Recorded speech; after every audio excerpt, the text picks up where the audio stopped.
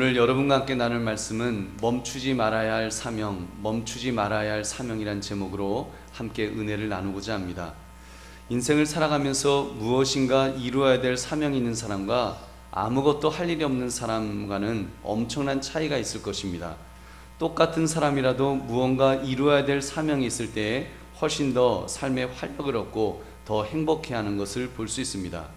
전에도 제가 잠깐 말씀을 드린 적이 있습니다만 저희 어머니께서 이제 80을 훌쩍 넘으신 연세이신데 제 아내가 2달간 그 미국 친정에 가느라고 제 식사를 챙겨주셔야 할 때가 있었습니다.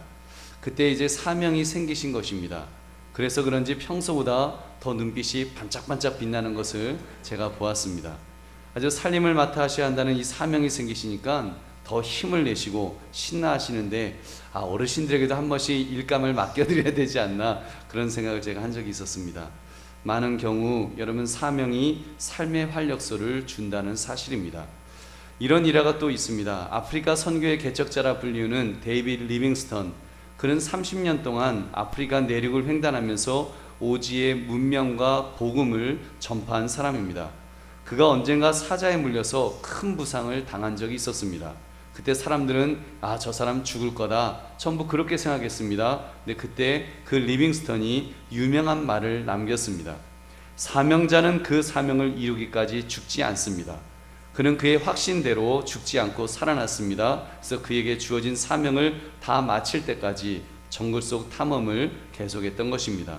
사명은 죽을 병에서도 살아남을 만큼의 큰 에너지를 주매 틀림없습니다. 여러분, 사명은 그만큼 귀한 것입니다. 사도 바울은 자기가 맡은 사명을 위해서는 자기 목숨까지도 버리겠다고 말합니다. 사도행전 20장 24절, 내가 달려갈 길과 주 예수께 받은 사명 곧 하나님의 은혜의 복음을 증언하는 일을 마치려 하면은 나의 생명조차 조금도 귀한 것으로 여기지 아니하노라. 아멘. 여러분, 사명은 죽음의 공포조차 극복할 만큼의 큰 에너지가 됨에 틀림없습니다. 우리 사랑하는 성도들이여, 이 복음 증거의 사명이 비단 사도 바울과 같이 또는 리빙스턴 선교사님과 같이 그런 특별한 분들에게만 주어진 것일까요? 여러분, 답부터 말씀을 드리면 아닙니다. 이 사명은 믿음의 사람이라면 누구에게나 주어진 줄로 믿습니다. 여러분, 우리는 이 사명을 예수님께서 명령하신 대사명이라고 부릅니다. 이 사명은 예수님께서 이 땅의 교회를 당신의 피값으로 사시고 그 교회의 성도들에게 맡기신 것입니다. 그것이 무엇일까요? 너희는 가서 모든 족속으로 제자를 삼아 세례를 주고 가르쳐 지키게 하라는 말씀입니다. 한마디로 복음 전도의 사명이 우리에게 있습니다. 교회는 이 사명을 위해서는 묻지도 따지지도 않고 순종해야 될 의무가 있는 것입니다. 이 일은 멈추지 말아야 될 사명, 교회가 존재하는 한, 성도가 존재하는 한, 우리의 생명이 붙어있는 한 끝까지 감당해야 되는 사명인 것입니다. 여러분, 이 사명에 대해 그렇다고 너무 부담은 가지지 마시기 바랍니다. 이 사명은 주님께서 우리에게 부담을 주시려고 주님도 지시기 싫어하시는 것을 우리에게 억지로 떠맡기신 그런 일이 아닙니다. 생각해 보십시오. 우리 인생, 여러분, 한 번 왔다가 그냥 가는 인생입니다. 빠르고 느리고의 그런 차이가 좀 있을 것이고, 좀 더 건강하냐 조금 약하냐, 또는 좀 더 부자로 살아가느냐 아니면 가난하게 사느냐, 그런 차이만 있을 뿐 어차피 왔다가 가는 인생입니다. 그 인생에 예수님께서 나에게 사명을 맡겨주셨다는 것이 얼마나 이것이 굉장한 축복인지요. 그만큼 주님께서 믿음의 사람을 믿어주시는 것이고 인정해 주신다는 것입니다. 기대가 있으시다는 것입니다. 그렇다면 믿음의 사람이 그 사명을 잘 감당할 때 하나님께서 복을 부어 주실 것입니다. 그리고 그 일을 능히 감당할 수 있는 힘과 능력도 주실 것입니다. 오히려 그 힘과 능력을 받으면 이 땅을 살아가는데 얼마나 큰 힘이 될 수 있는지요. 세상이 감당할 수 없는 능력자가 될 줄로 믿습니다. 여러분, 그러므로 멈추지 말아야 될 사명, 이 사명을 어떻게 잘 감당할 것인가를 살피며 은혜를 나누시기를 주님의 이름으로 축원합니다. 첫째, 우리 예수님은 사명을 감당할 수 있도록 권세를 주셨습니다. 여러분, 일을 맡기시는 하나님은 그 일을 감당할 수 있는 힘도 주십니다. 이것은 하나님의 원리입니다. 하나님은 지금까지 사명자에게 사명을 맡기시면서 그냥 보내신 적이 한 번도 없으십니다. 늘 능력을 주셨습니다. 사명자들은 그 주신 능력을 가지고 나아갔던 것입니다. 여러분, 여러분이 잘 아시는 모세를 생각해 보십시오. 그에게 장정만 60만 명, 그 어마어마한 이스라엘 백성을 구원해낼 때 하나님은 그에게 능력을 주셨습니다. 그가 지팡이를 던지면 뱀이 되고 또 그 뱀을 잡으면 다시 지팡이가 되는 능력을 주셨습니다. 그뿐이 아니죠. 모세가 자기는 말을 잘하지 못한다고 하니까 말 잘하는 그의 형 아론을 대언자로 세우셨던 것입니다. 그렇게 모세는 하나님으로부터 사명 감당할 힘을 받았기 때문에 그 힘을 가지고 위대한 지도자가 되었던 것입니다. 여러분, 이런 인물은 성경에 수없이 있습니다. 한번 기도하면 3년 반 동안 비가 오지 않고 한번 기도하면 폭우가 쏟아지도록 만들었던 능력자, 단신으로 850명의 바알과 아세라신을 섬기는 사제들과 능력 대결을 했던 인물, 여러분 누구입니까? 엘리야 선지자이죠. 하나님께서 그에게 사명을 맡기실 때 그 사명을 감당할 능력을 주셨다고 말씀합니다. 어떤 능력이요? 기도의 능력을 주셔서 그가 기도하면 하나님께서 즉각 응답했던 것입니다. 야고보서 5장 17절 18절은 이렇게 설명합니다. 엘리야는 우리와 성정이 같은 사람이로되 그가 비가 오지 않기를 간절히 기도한즉 3년 6개월 동안 땅에 비가 오지 아니하고 다시 기도하니 하늘이 비를 주고 땅이 열매를 맺었느니라. 아멘. 엘리야 같은 이 능력자가 우리와 성정이 다른 그런 특별한 인물이 아니라는 것입니다. 우리와 똑같은 사람이라는 것입니다. 다만 다른 점이 있다면 하나님이 함께 하시는 사람이었고 하나님께서 맡기신 사명을 감당하는 사람이었다는 것입니다. 그렇게 할 때 하나님께서 그에게 능력을 주신 줄로 믿습니다. 그 하나님은 지금 예수님을 통해 우리에게도 권세를 주신다라고 말씀합니다. 18절 말씀, 예수께서 나와 말씀하여 이르시되 하늘과 땅의 모든 권세를 내게 주셨으니, 하늘과 땅의 모든 권세를 주셨다고 했습니다. 믿음의 사람은 이 권세를 받은 자인 줄로 믿습니다.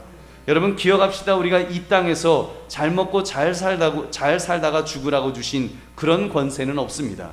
그러나 사명을 잘 감당하기 위한 권세는 분명히 주어집니다. 저는 이렇게 표현하고 싶습니다. 믿음의 사람은 외교관과 같은 사람이다. 여러분, 한 나라의 대사는 재벌이 아닙니다. 그냥 국가 공무원입니다. 그렇기 때문에 개인적으로 쓸 돈은 그렇게 많지 않을 것입니다. 그냥 자기 먹고 살 정도만 있겠지요. 그러나 여러분, 그 대사가 그 나라의 임무를 감당하기 위해서 주어지는 돈은 무한대입니다. 특히 미국처럼 강대국의 외교관은, 아프리카에 이름 없는 그런 나라 외교관은 그 나라의 역사를 바꿀 만한 힘을 가질 수가 있습니다. 누가 부여하는 힘입니까? 미국이라는 나라가 그 대사에게 사명을 주었기 때문에 그 사명을 감당하기 위해서 필요한 모든 권세를 공급해 주는 것입니다. 때로는 군대도 보내주고요, 때로는 돈을 줘서 그 나라를 일으켜 세우는데 힘을 주는 것입니다. 여러분, 복음 사역도 마찬가지라고 봅니다. 한 선교사가 그 나라의 역사를 바꾸고 교육적으로 새 역사를 쓰기도 합니다. 캄보디아의 그 희망학교의 임만호 선교사님 같은 분, 여러분 주력 그 파송 선교사가 그 파송된 교회가 없는 선교사님이십니다. 말주변도 별로 좋지 않은 그런 분이셨습니다. 그러나 한 가지, 캄보디아를 기독교 교육으로 복음화시키고자 하는 이 사명이 있으신 분이십니다. 그가 캄보디아에서 사역하는 중에 작은 아들이 교통사고로 죽었습니다. 그 아들의 시신을 학교 교정에 무덤을 만들어 묻으면서까지 사명을 감당했습니다. 그렇게 할 때 한 개인이 감당했다고 하기에는 너무나 큰 엄청난 사역을 감당하고 있는 줄로 믿습니다. 여러분, 우리나라도 마찬가지입니다. 연세대학교 세브란스 대학, 그 세브란스 병원, 언더우드 선교사님이 세우신 학교요, 병원이지요. 이화여자대학교 그 메리 스크랜턴이 세운 학교였습니다. 그들이 끼쳤던 기독교적 영향력이 얼마나 큰지요. 여러분, 그분들이 개인적으로 능력이 있었을까요? 부모님이 무슨 빌 게이츠 같은 부자였기 때문에 학교를 건립한 것일까요? 여러분, 그렇지 않습니다. 그분들도 어떤 면에서는 평범한 가정의 자녀에 불과했습니다. 다만 그들에게 남들이 가지지 못한 그런 것이 있었습니다. 그것은 하나님이 주신 사명에 불타오르는 것이었습니다. 그가 그 사명을 붙들 때 하나님께서 그 사명을 감당하는 데 필요한 모든 물질을 공급해 주셨습니다. 사람을 붙여주셨습니다. 그래서 그런 학교를 세우는 위대한 일을 감당한 것입니다. 그렇습니다. 하나님은 사명자에게 필요한 권세를 주시는 줄로 믿습니다. 여러분, 그러므로 사명자에게 감당할 수 있도록 권세를 주시는 하나님을 바라보며 담대하시기를 주님의 이름으로 축원합니다. 두 번째, 우리 예수님은 당신께서 감당하셨던 사명을 위임해 주셨습니다. 우리 19절 20절 말씀 함께 읽겠습니다. 시작. 그러므로 너희는 가서 모든 민족을 제자로 삼아 아버지와 아들과 성령의 이름으로 세례를 베풀고 내가 너희에게 분부한 모든 것을 가르쳐 지키게 하라. 볼지어다 내가 세상 끝날까지 너희와 항상 함께 있으리라 하시니라. 아멘. 여러분, 복음 전도는 예수님께서 감당하셨던 사명입니다.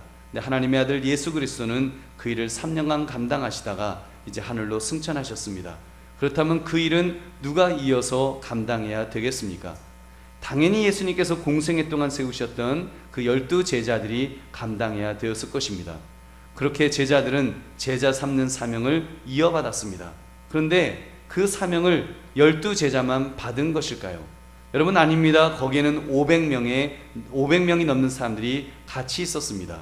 예수님은 정확하게 그들 500명이 넘는 사람들에게도 사명을 맡기셨습니다. 그런데 여기에 문제점이 한 가지 더 있습니다. 그것은 그 제자들에게 생전의 모든 민족에게 그 제자들이 갈 수 있느냐는 것입니다. 그것은 불가능하죠. 12 제자, 500명의 성도들이 함께 한다고 해도 그들의 생애 동안, 그 짧은 시간 동안에 모든 민족에게 복음을 증거할 수는 없는 것입니다. 그렇기 때문에 우리가 유추할 수 있는 진리가 있습니다. 그것은 바로 그 사명이 시대를 넘어서 바로 저와 여러분에게도 적용된다는 사실입니다. 처음 믿는 세대에게 주어진 명령은, 초대교회에 주어졌던 명령은 그 모든 세대에 믿는 자에게로 확장되어 적용되는 것입니다. 즉 그 책임이 우리에게까지도 주어졌습니다. 여러분, 3가지 사명이 나옵니다. 가서 제자를 삼아라, 세례를 베풀라, 가르쳐 지키게 하라.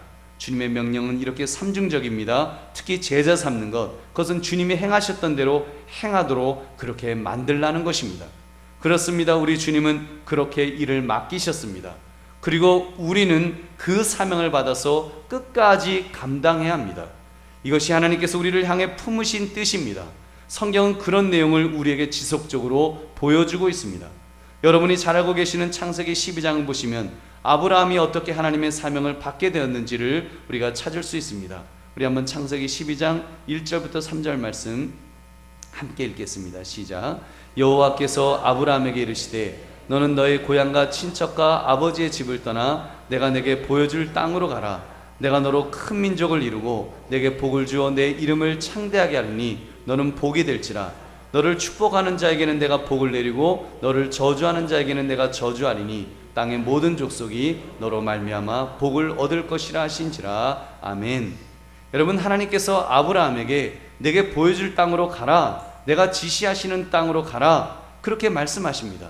그리고 그 명령에 순종하면, 그 사명을 이해하면 너를 축복의 통로가 되겠다고 그렇게 약속해 주셨습니다. 그 약속은 그대로 실행되었습니다. 어떻게 할 때요? 아브라함이 순종하고 갈 때 믿음의 조상이 되었던 것입니다. 예수님도 마찬가지셨습니다. 예수님도 그런 사명을 받아서 세상으로 가라 하실 때 예수님은 순종하고 오셨습니다. 사명을 받아 오셨습니다. 예수님은 십자가에서 피 흘려 죽으심으로 사흘 만에 부활하심으로 그 사명을 이루셨습니다. 완전한 축복의 통로, 예수 믿어 구원받는 천국 가는 축복의 길을 열어주셨습니다. 여러분, 그리고 그 사명을 지금 이렇게 제자들에게 위임하신 것입니다. 이제 그 일을 제자들에게 맡기시면서 너희가 그 일을 해라, 너희가 그 일을 감당하라고 명령하셨습니다. 그리고 바로 저와 여러분에게도 그 일을 맡기신 줄로 믿습니다. 여러분, 그 일을 우리에게 맡기신 거예요. 그렇다면 맡은 자에게 구할 것은 한 가지밖에 없습니다. 그것은 충성입니다. 우리는 충성해야 됩니다. 내 형편, 내 처지를 말해서는 안 될 것입니다. 내가 지금 힘들다고, 내가 어렵다고, 여러분, 우리가 그렇게 따지면 우리가 할 수 있는 그 충성이 없습니다.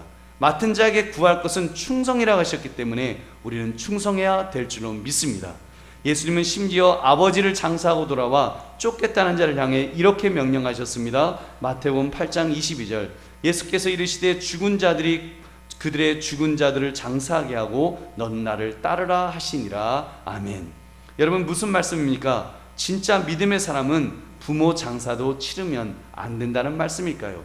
여러분, 그거는 아닐 거예요. 부모님이 소천하시면 모두가 장례를 치릅니다. 심지어 목회자도 부모님이 돌아가시면 장례를 치르지요. 선교사님이라도 선교 사역을 하다가 돌아오셔서 장례를 치를 것입니다. 다만 우선순위를 분명히 해야 된다는 말씀입니다. 무엇보다도 하나님의 일을 최우선으로 두고 사명을 감당하라는 것입니다. 주어진 사명이 있으면 그 사명에 더 집중하라는 것입니다. 집중하면 하나님께서 더 큰 것으로 갚아 주실 것입니다. 그러므로 주님이 맡으셨던 그 사명을 잘 감당하시기를 주님의 이름으로 축원합니다.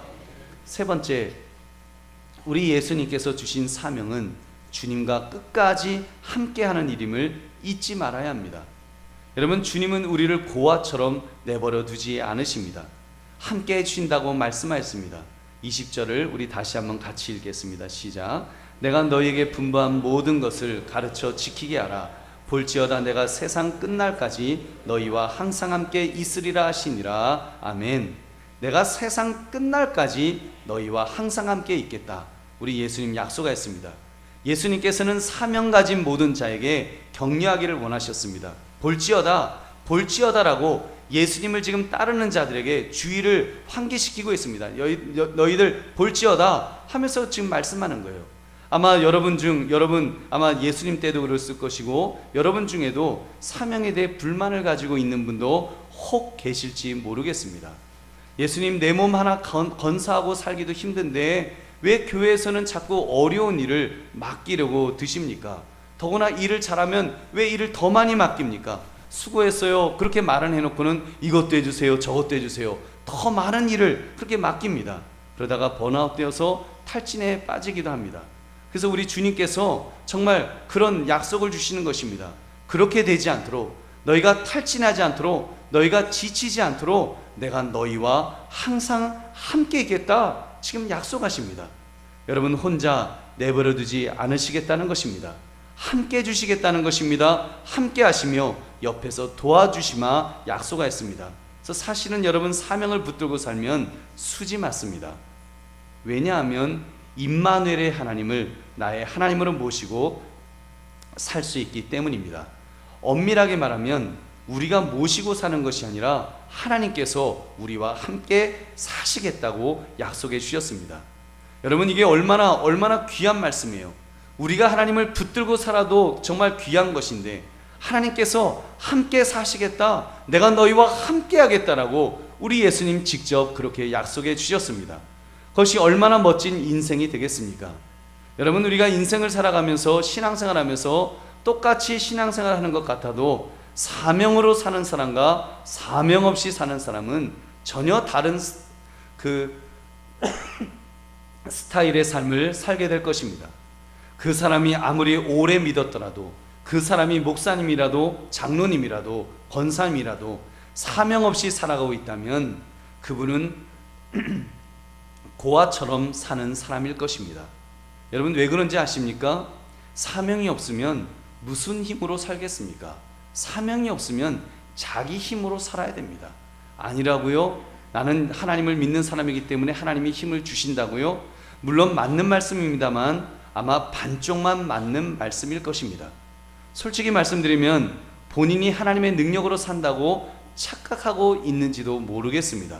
하나님께서 사명을 무시하며 살고자 하는 자에게 하나님께서 사명을 주셨는데 그 사명 무시하고 자기만을 해서 살고 있는 자에게 과연 하나님의 능력을 부어 주실까요? 아마 거의 고아처럼 살 것임에 틀림없습니다. 그러나 사명으로 사는 사람은 어떠할까요? 하나님이 함께 하시는 삶을 살게 된다는 것입니다. 여러분, 사명으로 사는 사람, 베드로전서 4장 11절을 말씀합니다. 만일 누가 말하려면 하나님의 말씀을 하는 것 같이 하고 누가 봉사하려면 하나님이 공급하시는 힘으로 하는 것 같이 하라. 여러분, 이렇게 말씀합니다. 누가 말하려면 하나님의 말씀하는 것 같이 하고, 사명을 가진 자는 말을 하는데 그 하나님의 말씀을 하는 것 같이 한다는 것입니다. 봉사를 하는데 하나님이 공급하시는 힘으로 하는 것 같이 그렇게 한다는 것입니다.